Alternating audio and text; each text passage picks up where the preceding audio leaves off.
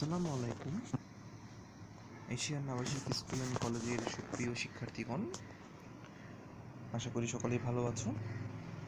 আজকে আমি অষ্টম শ্রেণীর বিজ্ঞান, সাধারণ বিজ্ঞান বিষয়ের দ্বিতীয় অধ্যায়টি আলোচনা করার জন্য তোমাদের সাথে যুক্ত হয়েছি। আমাদের দ্বিতীয় অধ্যায়টির নাম হচ্ছে উদ্ভিদের জীবের বৃদ্ধি ও বংশগতি। জীব, যে সকল প্রাণীর জীবন আছে তাদেরকে আমরা জীব বলি। এই সকল জীবসমূহ কিভাবে বৃদ্ধি ঘটে থাকে বা তাদের বংশগতিটা কিভাবে একের পর এক প্রজন্মে পরিবর্তিত হয়, সামনে এগিয়ে চলে, এই বিষয়টি নিয়ে আজকে আমাদের আলোচনার প্রথমেই আমি তোমাদের সাথে কিছু বিষয় নিয়ে আলোচনা করতে চাচ্ছি। আমরা জানি যে প্রত্যেকটা মানুষের, উদ্ভিদ, পশু পাখি সকলের শরীরে বিভিন্ন ধরনের টিস্যু বা কোষ রয়েছে।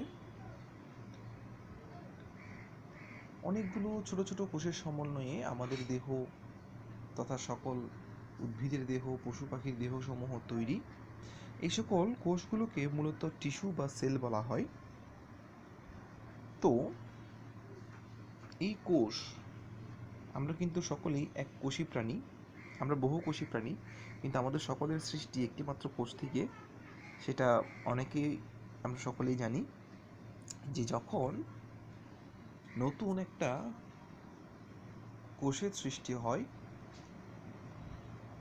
সেই কোষ থেকেই মূলত অনেকগুলো কোষ সৃষ্টির মাধ্যমে একটা পূর্ণাঙ্গ জীবের উৎপত্তি হয়।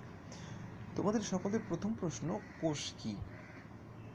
কোষ হচ্ছে জীবের দেহ গঠনের একক, অর্থাৎ প্রত্যেকটা জীবের দেহ গঠন করার জন্য যে ক্ষুদ্র মৌলিক উপাদানটি রয়েছে তাকেই বলা হয় মূলত কোষ। আমরা প্রথমেই জানব কোষের বিভাজন। এখানে তোমরা একটি চিত্র দেখতে পাবে। এগুলো হচ্ছে মূলত একটি গাছের কোষ, অনেকগুলো কোষ, গাছের ছোট্ট একটি অংশের বিভিন্ন ধরনের কোষ এখানে রয়েছে, যেটা চিত্র এখানে দেওয়া আছে। ঠিক আছে, তো প্রথমেই আমাদের যে অংশটি রয়েছে সেটি হচ্ছে কোষ বিভাজনের প্রকারভেদ। আসলে কোষ বিভাজন, এখানে কোষ বিভাজন সম্পর্কেও কোনো আলোচনা নেই। তো কোষ বিভাজন জিনিসটা আলোচনা একটু করা দরকার।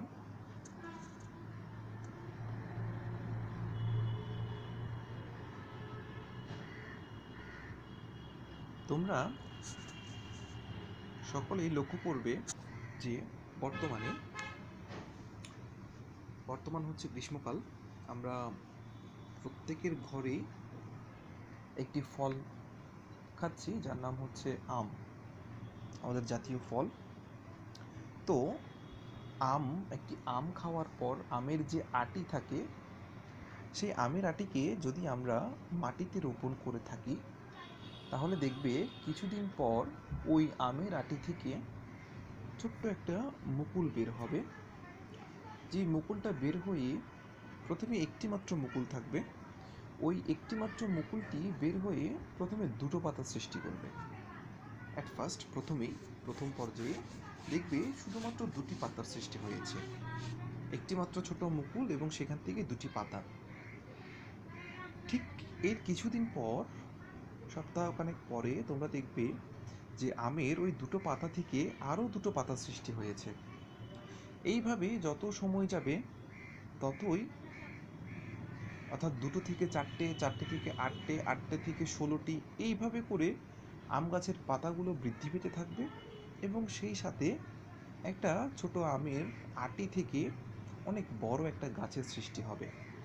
তো এক্ষেত্রে এই যে ছোট্ট একটা আমের আটি থেকে এত বড় একটা আম গাছ সৃষ্টির যে প্রক্রিয়া, এখানে আমের আটিটি হচ্ছে মূলত কোষ।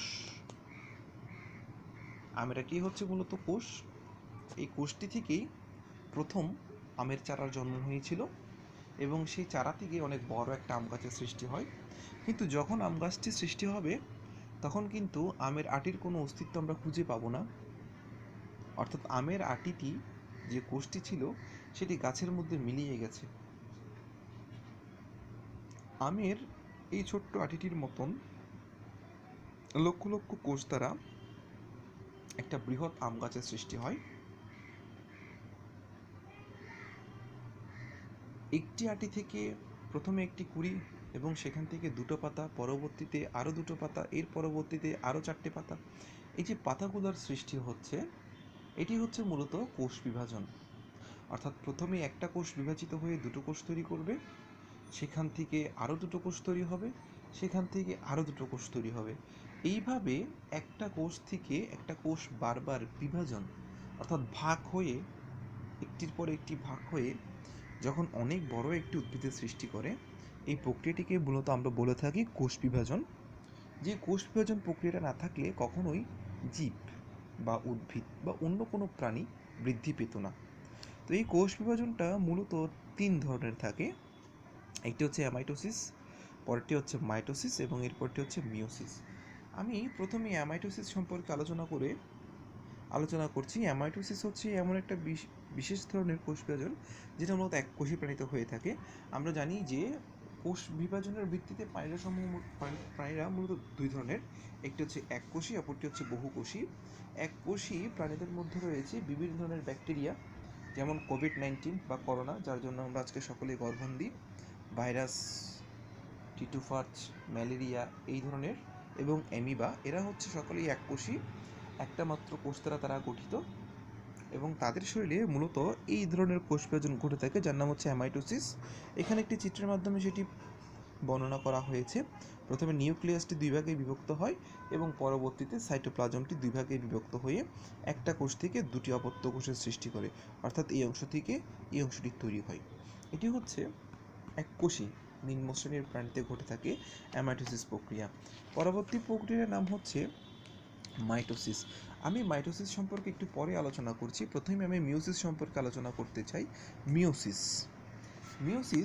মিওসিস ঘটে থাকে মূলত আমাদের জনন কোষে অর্থাৎ যখন নতুন কোনো কোষের জন্ম হয়। বহুকোষী প্রাণীতে, উদ্ভিদ কিংবা জীবের ক্ষেত্রে, প্রাণীদের ক্ষেত্রে নতুন কোনো কোষ তথা জীবের উৎপন্ন হয়, তখন মিওসিস ঘটে থাকে। মিওসিসে মূলত ক্রোমোজোম সংখ্যা 4টি থেকে 2টিতে নেমে আসে। এই ক্রোমোজোম সম্পর্কে আমরা পরবর্তীতে আলোচনা করব। এবং মিওসিস বিভাজনটি ঘটে যাওয়ার পরবর্তীতে শুরু হয় মাইটোসিস বিভাজন। মাইটোসিসকে বলা হয় সমীকরণিক বিভাজন, কারণ আমাদের দেহকোষের প্রত্যেকটি উপাদান অর্থাৎ প্রত্যেকটা অংশ এই মাইটোসিস বিভাজনের মাধ্যমে সৃষ্টি হয়। মাইটোসিস বিভাজনটি এমন একটি বিভাজন যেখানে প্রথমে একটি থেকে দুটি কোষের উৎপন্ন হয় এবং পরবর্তীতে দুইটি কোষ থেকে চারটি, চারটি থেকে আটটি, আটটি থেকে 16টি, অর্থাৎ এটি 2n² আকারে বর্ধিত হতে থাকে প্রত্যেক ক্ষেত্রে কোষটি, যার জন্য এটিকে বলা হয় সমীকরণিক বিভাজন। এই অধ্যায়ে মূলত মাইটোসিস বিভাজন সম্পর্কে আলোচনা রয়েছে। তো আমি আজকে মাইটোসিসের বৈশিষ্ট্য সম্পর্কে আলোচনা করব এবং এই মাইটোসিস বিভাজনটি কোথায় হয় এই বিষয়টি এখানে আলোচনা করব। মাইটোসিসের বৈশিষ্ট্য আলোচনার ক্ষেত্রে আমরা দেখতে পাচ্ছি যে এটি হচ্ছে দেহকোষীর বিভাজন পদ্ধতি। মাতৃকোষ নিউক্লিয়াস একবার বিভাজিত হয় এবং মাতৃকোষ বিভাজিত হয়ে সমগুণ সম্পন্ন দুটি অপত্য কোষ উৎপন্ন করে থাকে। 4 নম্বর বৈশিষ্ট্যটি হচ্ছে বিভাজনে মাতৃকোষের ক্রোমোজোম সংখ্যা এবং অপত্য কোষের ক্রোমোজোম সংখ্যা সমান থাকে, অর্থাৎ ক্রোমোজোম সংখ্যা অপরিবর্তিত থাকে এবং এই ধরনের বিভাজনের প্রতিটি ক্রোমোজোম লম্বালম্বিভাবে বিভক্ত হয়, ফলে সৃষ্ট নতুন দুটি কোষে ক্রোমোজোম সংখ্যা মাতৃকোষের সমান হয়। এখন আমরা দেখব যে মাইটোসিস বিভাজনটি কোথায় ঘটে থাকে। তোমরা এখানে দেখতে পাবে যে উদ্ভিদের বর্ধনশীল অংশে, যেমন ভাজক টিস্যু, কাণ্ড, মূলের অগ্রভাগ, মুকুল, বর্ধনশীল পাতা ইত্যাদিতে এটি দেখা যায়। আচ্ছা, এই মাইটোসিস বিভাজনটি মূলত আমাদের এই বইতে উদ্ভিদ নিয়ে আলোচনা আছে, প্রাণী সম্পর্কে এখানে আলোচনা করা হয়নি। প্রাণী সম্পর্কে আমরা 9ম শ্রেণীতে আলোচনা করব। তো এখানে উদ্ভিদের যে অংশগুলো বর্ধনশীল অর্থাৎ যেটি বারবার বিভাজিত হয়, প্রথমে আমরা বলেছি এটি হচ্ছে কোষ বিভাজন। এই কোষ বিভাজন করার ফলে কোষের সংখ্যা বৃদ্ধি পাবে। তো যে অংশটিতে কোনো বৃদ্ধি ঘটবে না সেখানে কোষ বিভাজনও হবে না এবং সেটি বৃদ্ধিও পাবে না। কিন্তু যে অংশটি বৃদ্ধি পাবে সেটি বৃদ্ধি পাওয়ার জন্য কিন্তু অবশ্যই এই মাইটোসিস বিভাজনের মাধ্যমেই বৃদ্ধিটা পাবে। তো আজকে আমরা কোষ বিভাজন কাকে বলে, বিভাজন কয় ধরনের এবং মাইটোসিস বিভাজনটি কোথায় ঘটে এই বিষয়টি আলোচনা করলাম। পরবর্তী ক্লাসে মাইটোসিসের যে বিভিন্ন ধাপ আছে অর্থাৎ পার্ট 2 থেকে আমরা শুরু করব। আশা করি আগামীকাল তোমরা এই সম্পর্কে পাঠটি পাবে। তো এই জিনিসটি তোমরা অবশ্যই পড়বে এবং যদি কারো কোনো সমস্যা থেকে থাকে অবশ্যই যোগাযোগ করবে। ধন্যবাদ সকলকে।